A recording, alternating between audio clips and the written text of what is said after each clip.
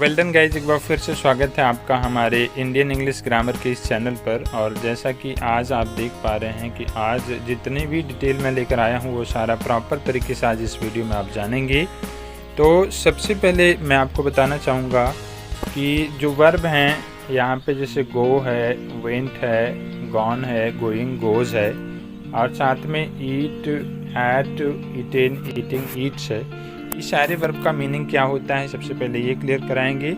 तो आइए सबसे पहले हम ऊपर वाले इन शब्दों का जो है मीनिंग जान लेते हैं। ठीक, तो गाइस याद रखना कि गो एक वर्ब वर्ड है, मतलब इसका यूज हम वर्ब के रूप में करते हैं और वर्ब के रूप में इसका मीनिंग होता है जाना। ठीक है, ऑलराइट। और अगर हम इसका यूज नाउन के रूप में करते हैं तो इसका मतलब होता है उत्साह। ठीक है, अगला हमारा वेंट है। तो वेंट का अगर हम वर्ब के रूप में यूज करते हैं गाइस तो इसका मीनिंग होता है गया, और ये केवल वर्ब के रूप में ही यूज किया जाता है।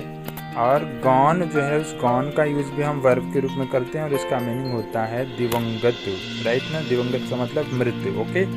और गोइंग की अगर हम बात करें तो गोइंग का यूज वर्ब के रूप में करते हैं, वर्ब के रूप में इसका हम जाना मीनिंग जानते हैं। और अगर हम बात करें नाउन के रूप में तो नाउन के रूप में इसका मीनिंग जो है जाने वाला होता है। ठीक, गोज की अगर हम बात करें तो गोज का कोई मीनिंग नहीं होता है। ठीक है ना, ऑलराइट। तो ये चीज़ें तो यहाँ तक क्लियर हो गई। अब आगे मैं आपको बताऊँ कि ईट वगैरह का क्या मीनिंग होता है। ठीक, तो गैस ईट का प्रयोग हम लोग एक वर्ब के रूप में करते हैं और इसका जो मीनिंग होगा वह खाना होता है। एट जो है तो एट एक ट्रांजिटिव वर्ब है, टी का मतलब ट्रांजिटिव और वी का मतलब वर्ब। तो ट्रांजिटिव वर्ब ईट का एट का मतलब होता है खाया। ठीक, और ईटिंग जो है यह इसका कोई मीनिंग नहीं होता है। ईटिंग जो है गाइस यह एक नाउन के रूप में यूज किया जाता है, तो इसको हम जेवन के रूप में, जिसको हम फूड मतलब भोजन कह सकते हैं, का मीनिंग होता है। ठीक, आगे बात करें अगर हम ईट्स की तो ईट्स का जो हम प्रयोग करते हैं वो वर्ब की तरह करते हैं तो मीनिंग सादा खाना आता है। और अगर हम नाउन की तरह करते हैं तो इसका मीनिंग होता है भोजन। ठीक है, तो ये सारी चीज़ें तो हमने क्लियर करा दी कि इसका मीनिंग क्या होता है। राइट गाइज, अब आगे मैं आपको बताऊं कि इसमें से first form, second form, third form क्या है। राइट ना, तो जान लीजिए कि ये जो गो है ये आपका फर्स्ट फॉर्म के रूप में यूज किया जाता है।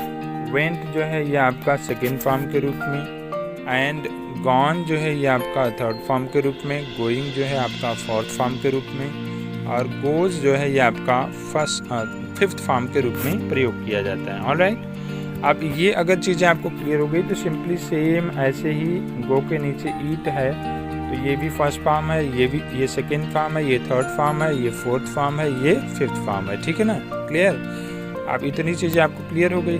अब मैं आपको ये बताना चाहूँगा कि इसका हम कौन सा फॉर्म और कौन से नंबर में इसको काउंट करते हैं। ठीक है, तो सबसे पहले आप जान जाइए कि ये जो गो वाला है, गो एंड ईट, ये दोनों वर्ड जो है यह प्लूरल नंबर में काउंट किए जाते हैं, मतलब इसका प्रयोग हम प्लूरल सब्जेक्ट के साथ में करते हैं और यह आपका प्रेजेंट फॉर्म में काउंट किया जाता है, इसको हम प्रेजेंट फॉर्म कहते हैं। ठीक, और अगर हम बात करें टेंस की तो इसका यूज जो होता है यह विशेष रूप से प्रेजेंट के इंडेफिनिट टेंस में यूज किया जाता है, जैसा कि आप पहले से जानते हैं। राइट ना, और फ्यूचर के इंडेफिनिट टेंस में भी किया जाता है प्लूरल नंबर सब्जेक्ट के साथ में। राइट, अब आगे हम बात करें वेंट और एट की, तो वेंट और एट जो है गाइज ये आपका पास्ट फॉर्म होता है और इसका प्रयोग हम पास्ट के इंडेफिनिट टेंस में करते हैं, जिसे हम सेकेंड फॉर्म भी करते हैं। राइट ना, गॉन और ईटन की हम बात करें तो इसका जो मीनिंग होता है, कहने का मतलब इसका जो पार्टिसिपल बनता है ये आपका पास्ट पार्टिसिपल फॉर्म बनता है और इसका प्रयोग हमेशा हम जो है अक्सर परफेक्ट टेंस में करते हैं, चाहे वो प्रेजेंट टेंस का हो, पास्ट टेंस का हो या फ्यूचर टेंस का हो। राइट ना, ये चीज़ें क्लियर हो गई। आगे हम बात करें गोइंग और ईटिंग की तो इसका जो फॉर्म होता है ये होता है प्रेजेंट का पार्टिसिपल फॉर्म, और प्रेजेंट पार्टिसिपल फॉर्म का मतलब जो हम प्रयोग करते हैं अधिकतर यह कंटिन्यूअस सेंटेंस में, मतलब कंटिन्यूअस टेंस में यूज करते हैं या फिर परफेक्ट कंटिन्यूअस टेंस में यूज करते हैं। राइट ना, अब लास्ट हमारा बचता है गोज एंड ईट्स गाइज।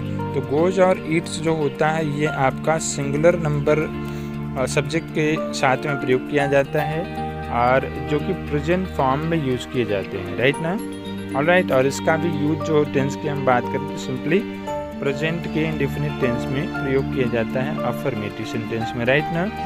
तो गाइज ये पूरा का पूरा डिटेल आज के इस वीडियो में आपको बताया गया है, जिसके द्वारा आप आई एम श्योर कि 100% सारी चीज़ें समझ चुके होंगे। और अगर आप समझ चुके हैं तो 100% इसे एक बार फिर से देखें, लर्न करें 100%। ऐसे वीडियोज़ आपको नेक्स्ट टाइम भी मिलता रहेगा। कंटिन्यू नहीं है चैनल पे तो कंटिन्यू हो जाएं। वीडियो को डेली देखने के लिए बेल आइकन भी प्रेस करें। मिलते हैं नेक्स्ट वीडियो में कुछ नई चीज़ों के साथ में। और हाँ, अगर आप प्रॉपर स्पोकन सीखना चाहें तो आप हमारे इस वीडियो के नीचे डिस्क्रिप्शन बॉक्स में एक वीडियो का लिंक है स्पोकन के लिए, आप उस पर जा कर के जो है स्पोकन भी सीख सकते हैं। तो गाइस आज के लिए बस इतना ही, तब तक के लिए thank you, have a nice day, bye bye.